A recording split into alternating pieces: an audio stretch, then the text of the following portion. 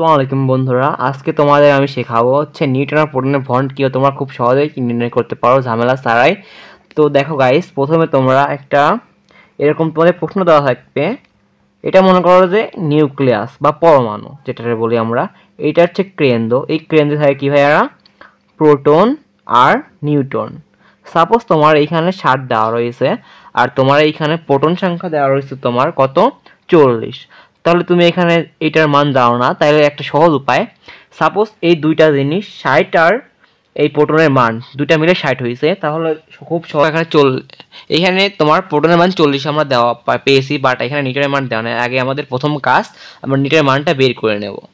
তো এখন নিউটনের মানটা কীভাবে বের করব? তো এখন এই 40 সাথে এই 60টা তোমরা মাইনাস করবা, ঠিক আছে ভাইয়ারা? এখানে 40 মাইনাস, তাহলে আমরা কত পেলাম? এই 20। এইটা হচ্ছে তোমার নিউটনের মান, বুঝলে?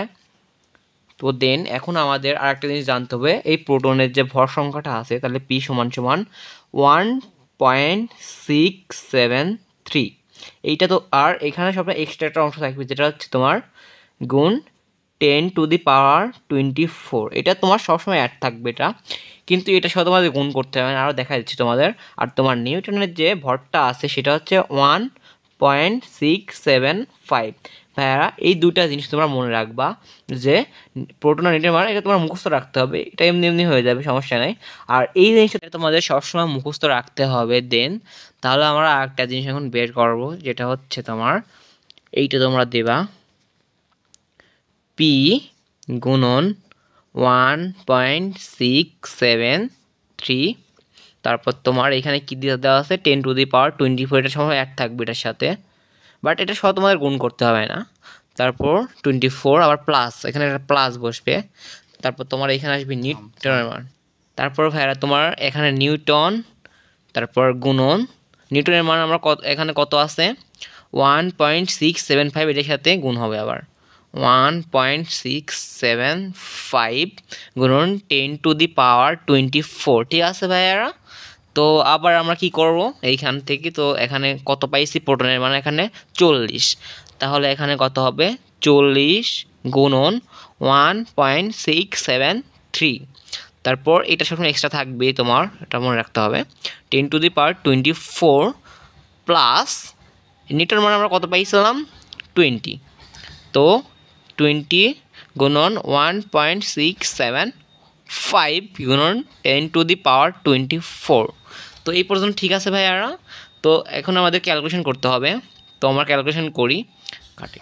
তোমরা হয়তো দেখছো আমরা ক্যালকুলেশনটা করেছি, হয়তো তোমরা বুঝতে পারছো না কীভাবে করলাম। তো তোমার অপর পৃষ্ঠে আমি দেখা দিচ্ছি কীভাবে এটা করতে হয়। তো এখানে আমরা কি পাইছি? 40, ঠিক আছে, 40। আর এইটুকু আমরা জাস্ট এইটুকু তোমার গুণ করব, ঠিক আছে? এইটুকু আমরা বাদ রাখবো, এটা এক্সট্রা হিসেবে থাকবে, ঠিক আছে? তো আমরা অপর পৃষ্ঠে একটা গুণটা করি। তো এখানে কত আসছে? হ্যাঁ, 40 গুণন 1.673। এইটা যদি আমরা গুণ করি আমাদের কত আসছে? এখানে 6692 এইটা আমাদের আসছে।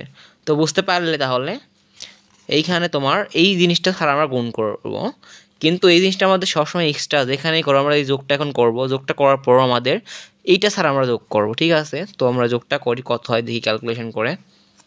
ক্যালকুলেশন করে যোগ করে আসছে 100.42, ঠিক আছে ভাইয়ারা? এটার মধ্যে যোগ করে আসছে।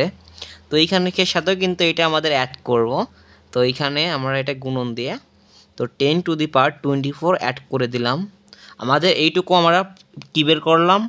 এটা হচ্ছে প্রকৃত ভর, লিখে দিলাম এখানে প্রকৃত ভর ভাগ করলাম।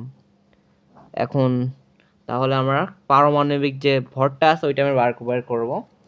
তো এখানে একটা সূত্র পড়বে তোমাদের ভাইয়ারা, এখানে তোমরা লিখবা কি? পারমাণবিক ভর, মানবিক ভর সমান সমান প্রকৃত ভর, যেটা আমরা এটা পেলাম, প্রকৃত ভর ডিভাইড তোমার হচ্ছে 1.66। এইটা তোমাদের ভাই একটু কষ্ট করে মুখস্থ রাখতে হবে। তো এখানে আমরা তাহলে প্রকৃত ভর কত পাইছি ভাইয়ারা?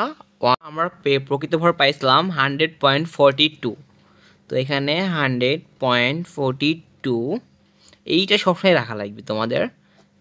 এটার সাথেও দেওয়া লাগবে তোমাদের 24, আর তোমার এর সাথে তোমার দেওয়া লাগবে 24, বাট এটা সহ তোমাদের ক্যালকুলেশন করতে হবে না, কিন্তু এটা তোমার এক্সট্রা রাখাই লাগবে সবসময় একটা।